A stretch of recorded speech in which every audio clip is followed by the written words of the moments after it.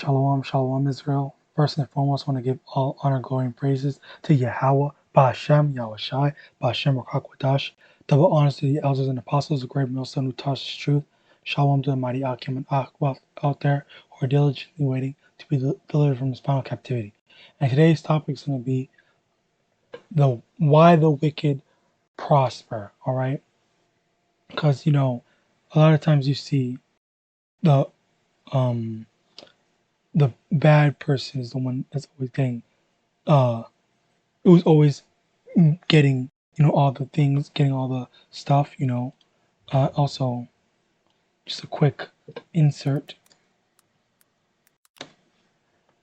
Job chapter 9 verse 24. The earth is given into the hand of the wicked. He covereth the faces of the judges thereof. If not, where and who is he? So yeah, the wicked are in rule. All right. So now we're gonna go into why the wicked prosper, because we know that the wicked rule. Now, why do they prosper? All right. So first, Jeremiah chapter 12, verse 1. Righteous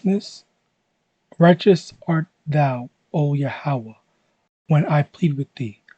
Yet let me talk with thee of thy judgments. Wherefore doeth the way of the wicked prosper? Wherefore are all they happy that deal very treacherously? So he's asking, in terms of the Most High's judgments, why are the wicked prospering? Why are the wicked, in the positions they're in right now, right? Why are they happy for being wicked or being evil? Okay. So Hebrews chapter 12. I'm going to get into that, but quickly a little more context. Hebrews chapter 12, verse 6. For whom the Most High loveth, he chasteneth, and scourge every son whom he receiveth.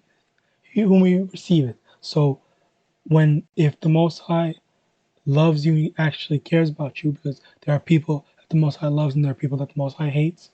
Okay?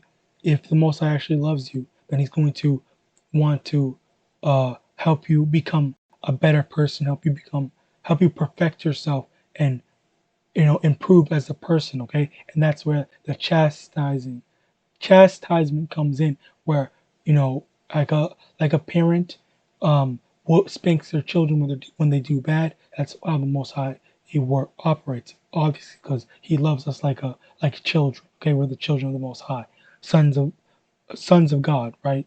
As it is written. But going more into that, because the Most High doesn't love or doesn't care the wicked, Esau, for example, he's going to let him do what he wants to a certain extent, and enjoy himself now, because there's punishment waiting for him later down the line. All right. So basically, because the Most High loves us, that's why we're going through the struggles we're going through now. But it's not permanent. All right. So, but for Esau, he's going through the stuff. He's not going through anything. He's enjoying him being wicked now, and he's enjoying being wicked now, but he's going to have to pay for it later. And we're going to get into that. Jeremiah chapter 22, verse 13. Woe unto him that buildeth his house by unrighteousness, and his chambers by wrong, that useth his neighbor's service without wages, and giveth him not for his work. Okay, so woe. Okay, let's look at the definition of the word woe. Great sorrow or distress. Okay, so woe or great sorrow or distress to those that buildeth his house by unrighteousness. So whosoever establish something off of unrighteousness, a perfect example how America was built off the backs of slaves, and the slaves never got paid for it. All right, and that's exactly what it's saying, that like it's saying in verse 13, that useth his neighbor's service without wages. All right. So he just came over here and just brought a bunch of uh, Jakes, well, Slakia, brought a bunch of Israelites into America, got the Native Americans as well, because the Native Americans were also slaves, so-called Native Americans are also Israelites. So, well, I'll just say, he brought the so-called blacks from Africa to America, and then he got the so-called Native Americans, so-called Gadites and Reubenites, and used them as slaves as well. Okay, so yes, both the so-called blacks and the so-called Native Americans are Israelites. Okay, so yeah, both of them they were used. They had they were used for service, and they didn't get paid for it, and that's why a lot of Jakes talk about reparations. All right, oh, we want our reparations, but we're not going to get it.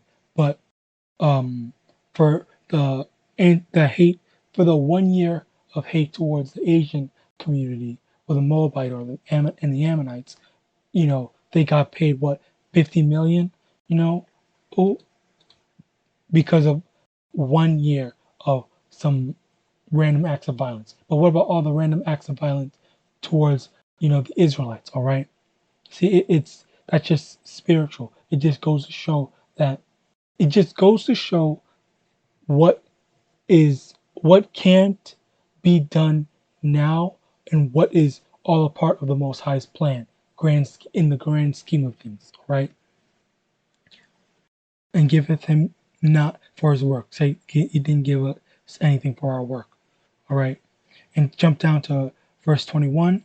I spake unto thee in thy prosperity, but thou saidst, I will not hear.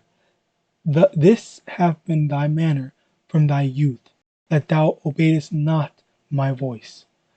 Okay, so now if you go into the two-thirds, the wicked Jakes, when they are prospering, the Most High could be speaking to them, or He is speaking to them, but because they don't want to hearken, they like the position that they're in now, they're satisfied with it.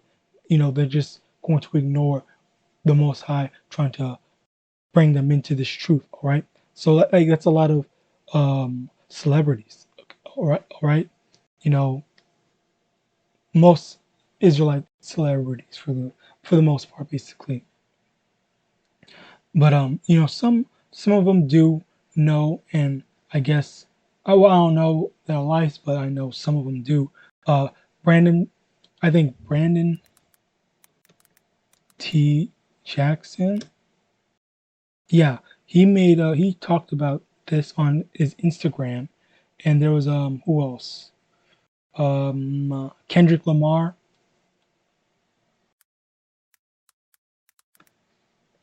Kendrick Lamar, yeah. And then there was one more. I forgot his name, but yeah. Um, who was it? Oh well, whatever. But anyway, yeah. Basically, a lot of times, they're in prosperity. Oh, uh, Slakia. Kanye West, I believe someone told him that the world would end. I think in 2020 or 2016. I forgot that, and I think because he saw that it didn't end, who knows how things are now for him. But there's a lot of stuff that goes around that going around in the space of information. All right. Um, Verse 22. The wind shall eat up all thy pastors, and thy lovers shall go into captivity. Surely then thou shalt be ashamed and be confounded for all thy wickedness. Okay? So, there's going to be more. You're going to be ashamed for and confounded for believing in this society, not just the two-thirds, but the heathen nations as well. Anyone and anyone who believes in this wicked society. All right. And going back to Jeremiah chapter 12, verse 12, the spoilers are come upon all high places. through the wilderness. For the sword of the Most High shall devour from one end of the earth even to the other end of the land. No flesh shall have peace. Okay, so this is what is coming towards those who aren't. This is what's coming to those who are wicked and not prosper. Slakia. Verse 14, jumping to the point. Thus saith the Lord, against all mine evil neighbors that touch the inheritance which I have caused my people Israel to inherit, behold, I will pluck them out of their land and pluck out the house of Judah from among them. Okay, so right as of right now, uh, Israel doesn't really own anything or own much. All right, so right now, the Most High, we're waiting for the Most High to remove the wicked nation, the all the other heathen nations out their lands, and establish us, the Israelites, the true Israelites, on top. Okay, because even in the modern day Israel, it's the Ashkenazi, the Amalekites, the fake Jews that are there, are occupying the land. And even then, they when they have arguments with Palestinians, I think a lot of Palestinians, they say, "Oh, my my I know my great whatever grandfather was here before," and then they're saying that, "Oh, my grandfather was here, blah blah blah." The Israelis would say, "My grandfather owned this land," or something like that, and then the Palestinians would say, "Oh, my people were there way before your people." But still, they just because it's Esau, he just wants to take stuff and say, "Oh no, this is mine now." Right? It's a very childish thing, but he wants to claim and say that, "Oh, I have ownership. This is actually my land." I don't know, like it's off, and it's crazy. Anyway, next topic. Luke chapter 6, verse 24, next verse. Verse 24. But woe unto you that are rich, for ye have received your consolation. Okay, like consolation. Let's let's get the definition.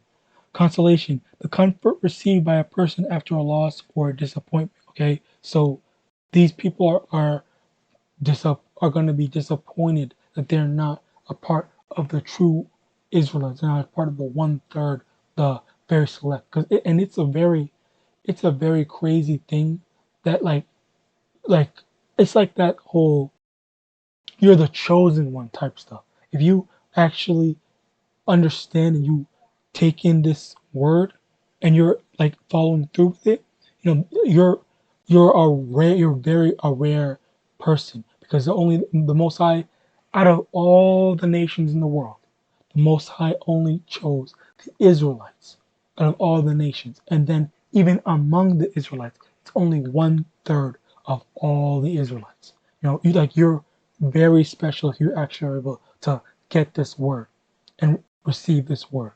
All right, not everyone can get it. Not everyone can understand it. The mysteries are only for the Israelites. All right. Verse 25. Woe unto you that are full, for ye shall hunger. Woe unto you that laugh now, for ye shall mourn and weep. Okay, so yeah, going back to 24 and going into 25 as well.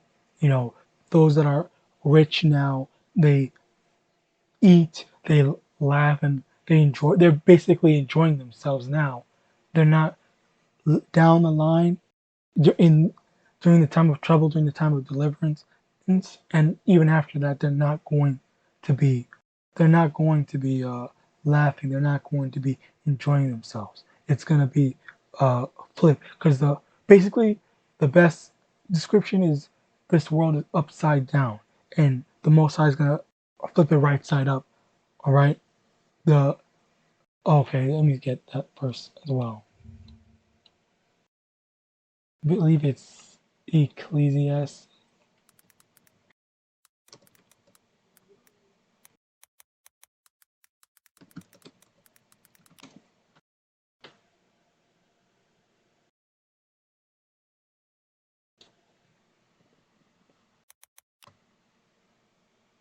Okay, there.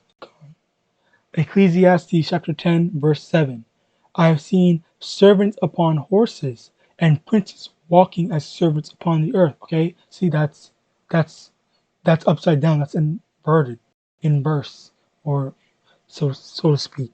That's backwards. It shouldn't be like that. The princes are supposed to be on the horses, and the princes, Slakia, and the servants are supposed to be walking. It's not the other way around. All right, and that's that's what we're waiting for. We're waiting for the princes to be walking on the horses and to be Slakia, to be walking on to be on the horses while the servants are in their rightful place. All right. In verse 26, woe unto you when all men shall speak well of you, for so did their fathers to the false prophets. Okay, so now this is just basically saying just like how back in the day the false prophets were praised because they spoke smooth words. They didn't bring out the truth, and they didn't try to correct the people, telling them that, oh, you're doing something wrong. But woe, great distress unto the people that the people speak well of them now, because um, a lot of people that are great in status, they're being praised, like all these celebrities and whatnot, basically celebrities, yeah, they're praised because, oh, you made it in life, you're a model citizen, you're an idol, or America's idol or whatever and whatnot. So with all of that, it just goes to show that it just goes to show that, like, what's the word, not the word, the phrase, history repeats itself, because the masses of people will praise the people that are prospering, which is the wicked prospering. Going back into the main topic, the wicked prosper, the and the people that are in power right now, they're the wicked and they're prospering, and people are going to speak well of them because of their prosperity.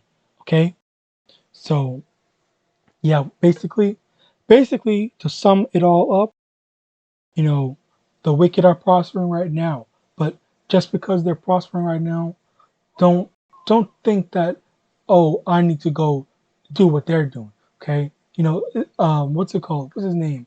Oh yeah, Terry Crews. He let some guy, you know, what's the word? Demasculate him, I think is the word. He freaking let some guy grab his junk and whatnot. Like, you're a grown, you are two grown ass men. You're a buff dude, and you let some guy do that, all for some fame. Okay, if you have any self-respect, you can't allow something like that to happen.